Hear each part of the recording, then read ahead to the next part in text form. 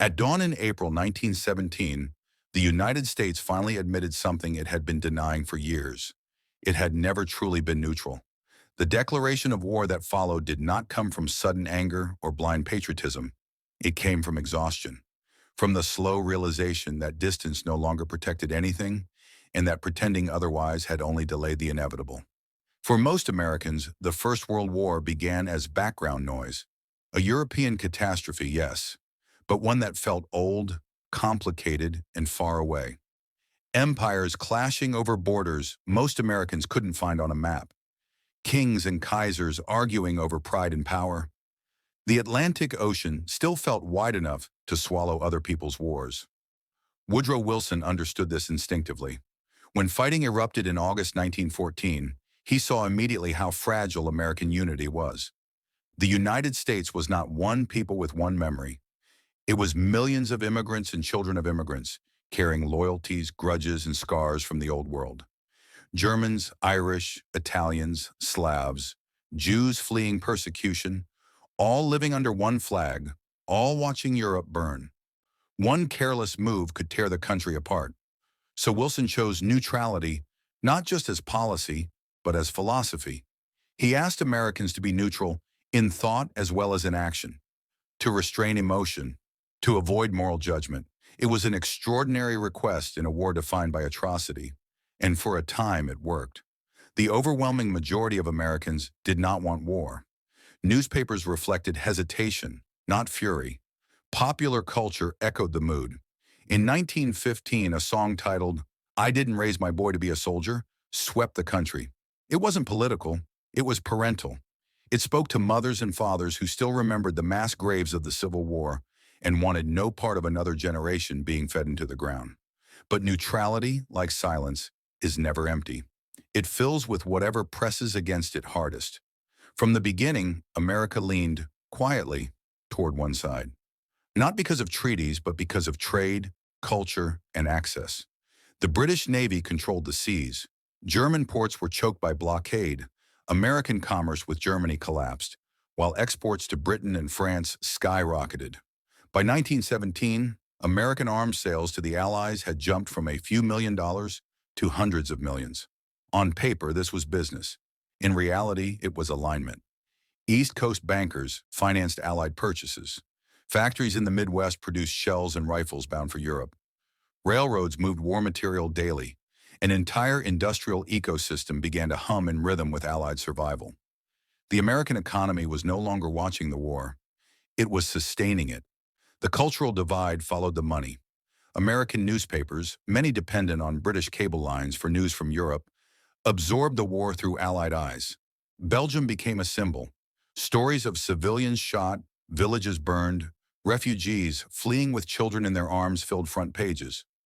Germany was increasingly framed not just as an enemy of Britain and France, but as a threat to civilization itself.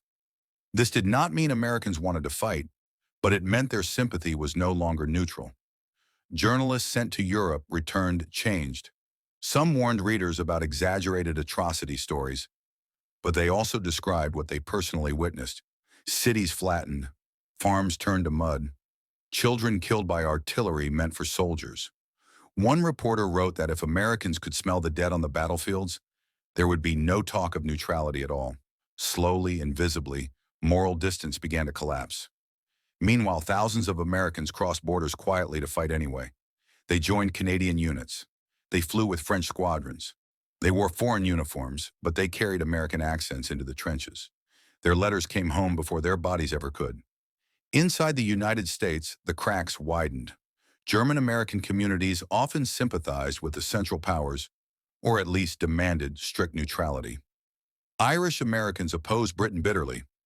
Jewish Americans viewed Russia with fear and resentment. Socialist labor unions rejected the war outright, seeing it as an imperial slaughter driven by profit. This was not a nation preparing for war. It was a nation arguing with itself. Then the war reached the ocean. The Atlantic, once seen as a protective moat, became a killing ground. German U-boats stalked Allied shipping with ruthless efficiency. Merchant vessels vanished without warning. Passenger liners sailed knowing they might never arrive. In May 1915, the British liner Lusitania was torpedoed and sank in minutes. More than 1,000 people died, including 128 Americans. Newspapers printed the names. Families read them in silence. Germany refused to apologize.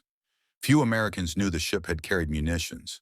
What they knew was that civilians had drowned, screaming in open water. More ships followed.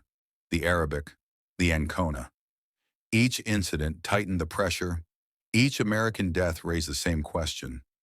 How neutral could a nation remain when its citizens were being killed by a foreign power?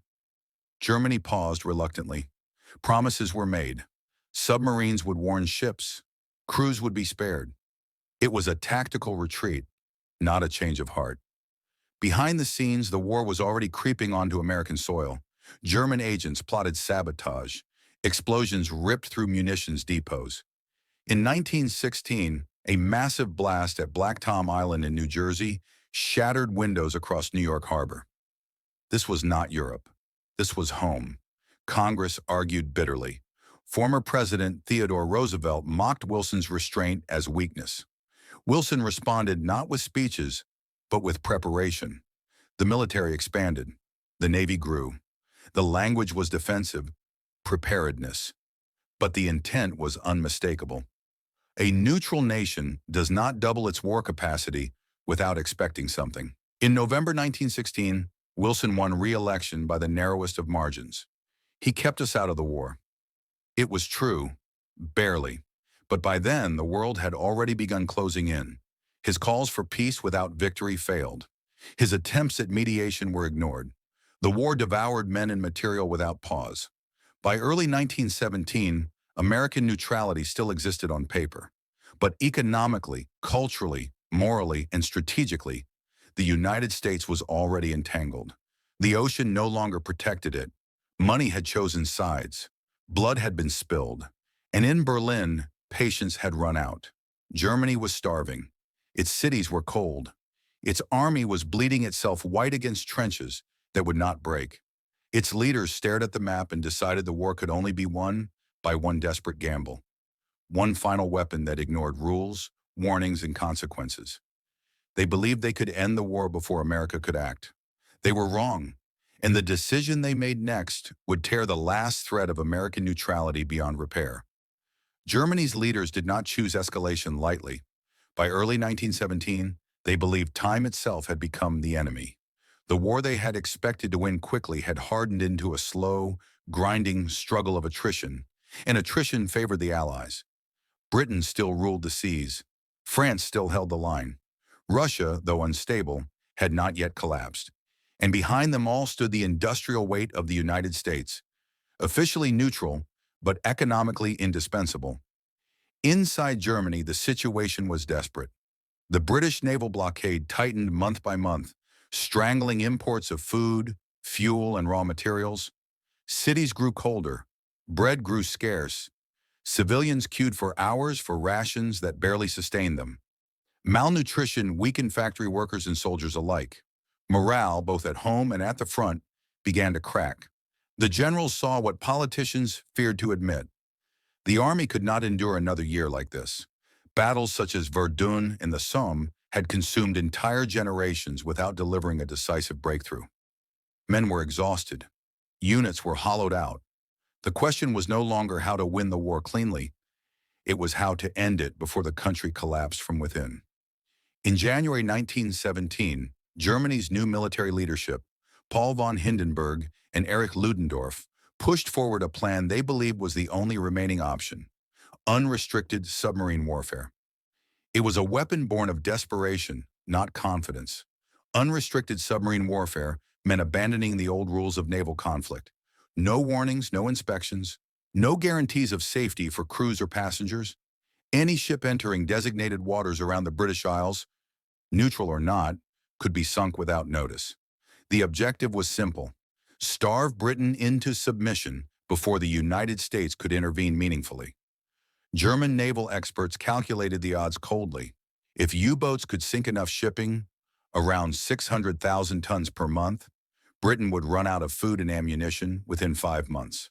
Factories would shut down, cities would riot, the empire would be forced to sue for peace. Even if the United States declared war, they reasoned, it wouldn't matter. America had an army on paper, not in practice. It would take months, maybe years, to train, equip, and transport enough troops to Europe to change the balance.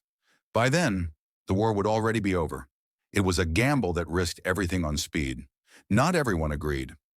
German Chancellor Theobald von Bethmann-Hollweg warned that provoking the United States could doom Germany in the long run. But the military leadership countered that long runs no longer existed.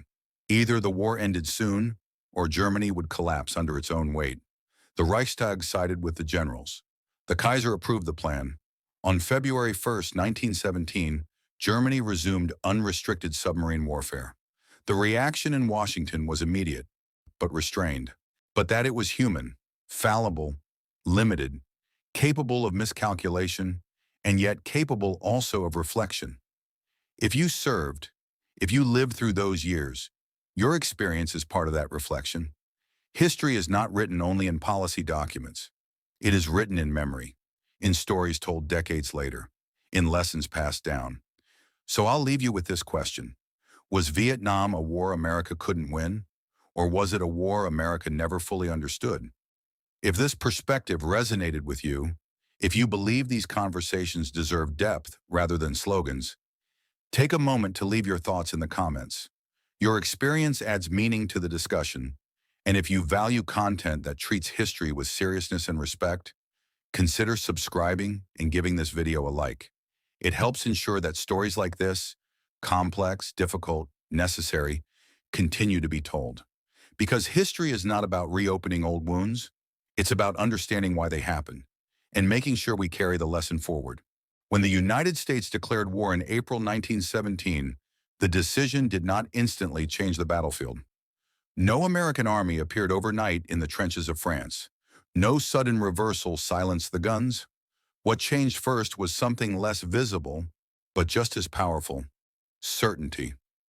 For nearly 3 years, the war in Europe had been fought under the shadow of exhaustion. Every major power was bleeding. Every society was strained to its limits. Soldiers on all sides had learned to measure time, not in days or months, but in offensives survived. By 1917, the question dominating every stab, every general staff, was not how to win decisively, but how long they could endure. America's entry answered that question. At first, the United States brought very little in terms of immediate military force. The army was small, inexperienced, and unprepared for industrial war. Training camps had to be built. Officers had to be promoted, sometimes beyond their comfort. Millions of civilians had to be turned into soldiers, drilled, equipped, and shipped across a submarine-infested ocean. But America brought something the exhausted nations of Europe no longer had in abundance: time, manpower, and untouched industrial capacity. For Allied leaders, the psychological effect was immediate. They no longer had to gamble everything on one final offensive. They could afford to hold, to absorb losses, knowing fresh divisions would eventually arrive. For Germany, the calculation reversed overnight. The gamble of unrestricted submarine warfare had failed. Britain had not collapsed in 5 months, and now the clock was running in the opposite direction. On the ground, American soldiers entered a war older than them. They stepped into trenches dug by men who had been fighting since 1914. They learned quickly, sometimes brutally, that courage alone meant little against machine guns and artillery. Veterans of the French and British armies often looked at them with a mix of relief and skepticism. Youth was an asset, but in this war, experience was survival. Yet American presence mattered even before it reached full strength. German intelligence counted ships, counted units, counted schedules. Every convoy that crossed the Atlantic tightened the noose. The knowledge that millions more were coming weighed heavily on a German army already stretched thin. For the men who served, the war was not about ideals. It was about endurance. Letters home spoke less of glory and more of mud, cold, fear, and waiting.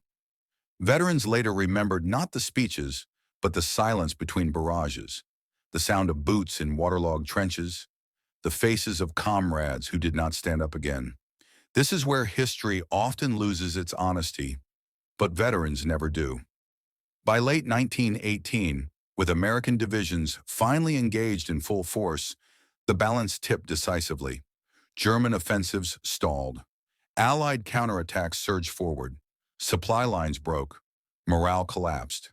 The same leadership that had gambled everything on speed now faced an army that could not be outlasted. The war ended not with total destruction, but with surrender born of inevitability. Looking back, it is tempting to tell this story as one of destiny, as if America was always meant to enter, always meant to decide the outcome. But that version is too clean, too comfortable. The truth is harder and more instructive. The United States did not enter the First World War because it wanted to reshape the world. It entered because the world had already reshaped the United States.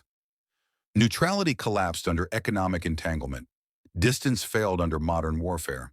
Ideals collided with reality. America was pulled in not by one act of aggression, but by a series of decisions, some its own, some made by others, that narrowed the space between peace and participation until there was no space left at all. For veterans watching this story unfold a century later, there is something familiar in that pattern.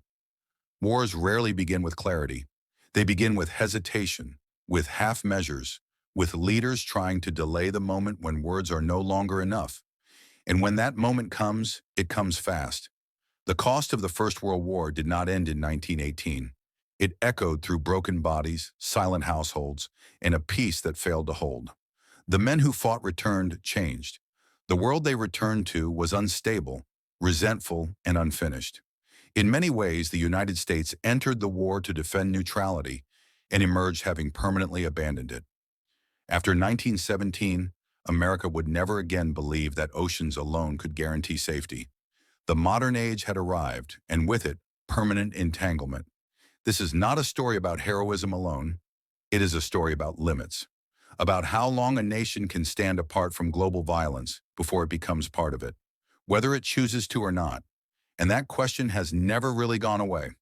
If this story resonated with you, especially if you've lived through moments where decisions carried real weight, take a moment now to leave a comment with your perspective. Subscribe if you value long, serious history told without shortcuts. And leave a like if you believe stories like this still matter. Because history doesn't repeat itself exactly, but it does remember who was paying attention.